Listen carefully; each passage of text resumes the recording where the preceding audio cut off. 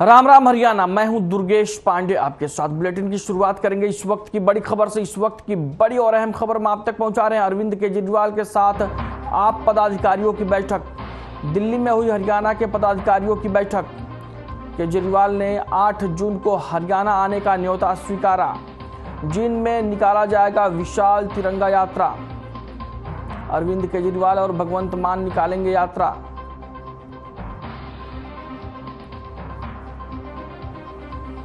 केजरीवाल ने 8 जून को हरियाणा आने का न्योता स्वीकारा। जींद में निकाली जाएगी विशाल तिरंगा यात्रा। केजरीवाल के साथ आप पदाधिकारियों की बैठक। दिल्ली में हुई हरियाणा के पदाधिकारियों की बैठक। केजरीवाल ने 8 जून को हरियाणा आने का न्योता स्वीकारा।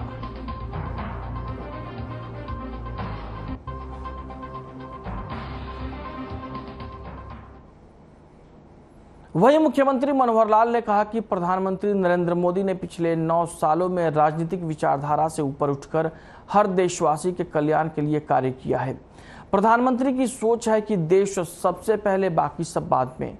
इसी सोच के साथ देश को विश्व पटल पर आगे बढ़ाने के लिए वे अथक प्रयास कर रहे हैं और अमृतकाल में आज़ादी के 100 वर्ष पूरे होने पर विकासशील देश को विकसित राष्ट्र बनाने के प्रधानमंत्री के सपने को हम निश्चित रूप से प्राप्त करेंगे। मुख्यमंत्री ने कहा कि प्रधानमंत्री एक राजनीतिज्ञ की बजाय एक स्टेट्समैन है और जो भविष्य की सोचते हैं। प्रधानमंत्री ने भारत की सदियों पुरानी विरासत योग को वैश्विक स्तर पर पहचान दिलाई है। उन्होंने कहा कि प्रधानमंत्री चुनौतियों से घबराते नहीं हैं, चुनौतियों को अवसर में बदलकर कार्यों को सफल बनाते हैं। उन्होंने ये भी कहा कि प्रधानमंत्री के साथ उनका व्यक्तिगत संबंध रहा है। कई सालों तक उन्होंने साथ में काम किया है।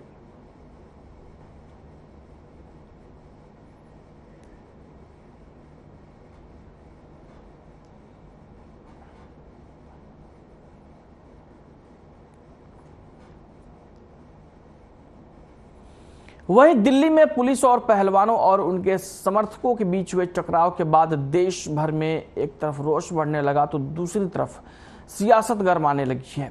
आपको बता दें कि कांग्रेस विधायक एवं पूर्व मंत्री किरण चौधरी दिल्ली में चल रहे पहलवानों के धरने में समर्थन देने पहुंची और घटना को देखकर धरने पर बैठी जख्मी महिलाओं के जख्म देखकर किरण चौधरी ने कड़े शब्दों में इसकी निंदा करते हुए दुख जाहिर किया। किरण चौधरी ने कहा कि खिलाड़ियों के साथ जो हाल किया वो हैरान करने वाला नहीं बल्कि दुखदाई है।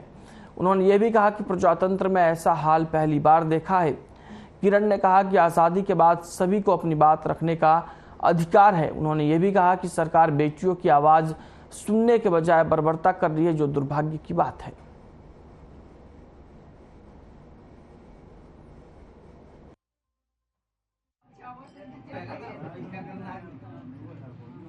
जो हमारे खिलाड़ियों के साथ जो हाल करे गए हैं, इसकी मैं कड़ी से कड़े शब्दों के अंदर निंदा करती हूँ। और मुझे आज धनाना गांव के अंदर मैं आई हूँ, यहाँ पे धनाना के सारे हमारे गांव के लोग बैठे हुए हैं। मुझे तो हैरानगी नहीं, इतना दर्द हुआ ये देखकर कि महिलाएं जो उनके समर्थन में कल गई थी, उनके साथ किसने बर्बरता के साथ उनके खिलाफ उनके बर्ताव करा है। किसी का हाथ टूटा हुआ है, किसी का ये देखो कैसे ये चोटें लगी हुई हैं, किसी की कमर पे लगी हुई है, कहीं किसी के सिर पे लगी हुई है।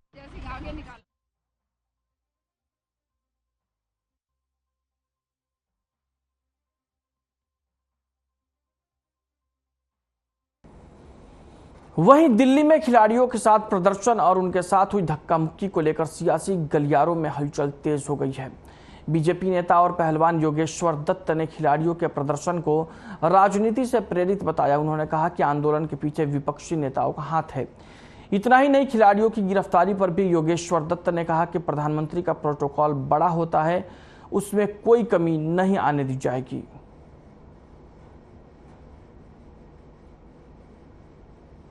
सबको पता है कि ऐसी जगह पे कोई भी जाके खिलाड़ियों को अरे फोन पीछे करो यार। उनके कंधे पे बंदूक रखी है और इसका सबसे बड़ा उदाहरण आपने कल देखा होगा। 28 तारीख को जो हमारा ये तो सबसे बड़ी पंचायत जो लोग यार बीच में मत लगाओ यार, वो एक ऐतिहासिक संसद भवन उद्घाटन, वहाँ पे खिलाड़ियों को भेजा गया, उनको बड़ा चढ़ा के मतलब उनको आगे थोड़ा नीचे कर लो जगह वहाँ जाने के लिए। और सबको पता है कि ऐसी जगह पे कोई भी नहीं जाता जहाँ पे प्रधानमंत्री जी या कोई राष्ट्रपति कुछ उद्घाटन करते हो, और क्योंकि सबसे बड़ा प्रोटोकॉल इनका होता है, और वहाँ तक जबरदस्ती जो पहलवानों को आगे पहुँचाने की कोशिश की और बड़ा दुखद है। इसमें पूरा जो है विपक्षी पार्टियों का था, और उन्होंने इसका बहिष्कार पहले ही किया था कि 18 दलों ने इसका बहिष्कार किया है, और यहाँ पे पहलवानों के ऊपर उन्होंने कंधे पे बंदूक ये चलाई है, और इसके पूरे देश की उन्होंने छवि। तो क्या राजनीति हो रही है? राजनीति हो रही है ये? बिल्कुल पहलवानों को तरीके से यूज किया। यहाँ पे राजनीति घुस चुकी है, तो पहलवानों की जो मांग हो चुकी है, पुलिस अपना काम कर रही है, और कमेटी की जो रिपोर्ट थी, कमेटी ने अपनी रिपोर्ट खेल मंत्रालय सौंप दी है। खिलाड़ियों को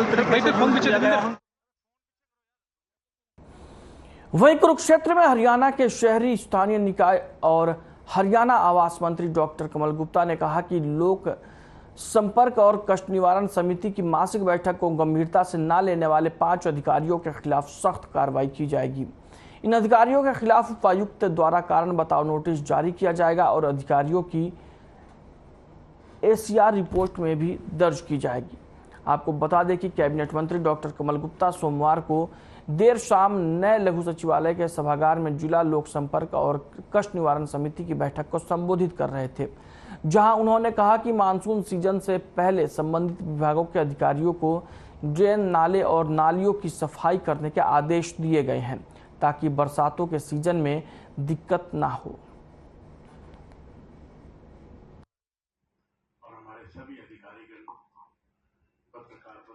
कंप्लेंट्स थी जिसमें से 6 पेंडिंग हैं। 8 जो कंप्लेंट्स थी वो हमने क्लियर कर दी। अलग अलग तरह की थी, कोई फैमिली डिस्प्यूट था, कोई किसी का नाले का काम था, किसी की सड़क का, गली का, अलग अलग तरह की थी। कुछ का फैमिली डिस्प्यूट भी था। तो सब तरह की कंप्लेंट्स हैं, सबको हमने चेक करके 6 पेंडिंग है, 8 को क्लियर किया है। कुछ अफसर ऐसा सीरियस नहीं लेते बैठक को, आपको जो अफसर आज नहीं आए और बिना इन्फॉर्म करे नहीं आए, उनके खिलाफ सख्त से सख्त कार्रवाई होगी।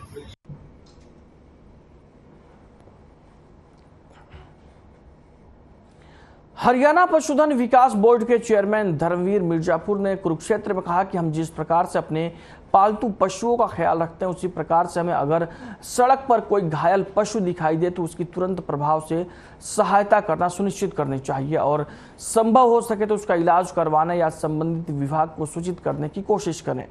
चेयरमैन धर्मवीर मिर्जापुर गांव बाहरी मोहल्ला में श्री महादेव गौशाला में पशुपालन विभाग की ओर से आयोजित संयुक्त टीकाकरण अभियान के 7वें चरण की शुरुआत करने के बाद बातचीत कर रहे थे। उन्होंने कहा कि हरियाणा प्रदेश के सभी जिलों में संयुक्त टीकाकरण अभियान का शुभारंभ किया गया है। ये अभियान 30 जून तक चलेगा। इस अभियान के तहत प्रदेश भर की कुल करीब 63 लाख गाय और भैंस हैं, जिनको मुंह खुर और गलघोटू बीमारी से बचाने के लिए टीका लगाया जा रहा है। टीका लगाने के बाद हर पशु की टैगिंग की जा रही है। जो नंबर टैगिंग पर है उनमें बारकोड भी दर्शाया गया है। इस अभियान में विभाग की टीमें घर घर जाकर निःशुल्क रूप से टीका लगाएंगी।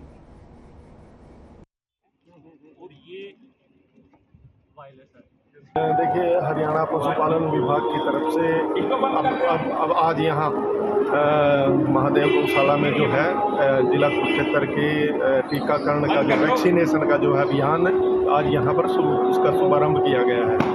और आज पूरे हरियाणा में जो है इस प्रकार का शुभारंभ आज अलग अलग जगह पे किया जा रहा है। और कुरुक्षेत्र का जो शुभारंभ है वैक्सीनेशन का वो आज यहाँ पर शुरुआत हुई है। बुलेटिन में फिलहाल वक्त एक ब्रेक का है, रुकते हैं कुछ पलों के लिए।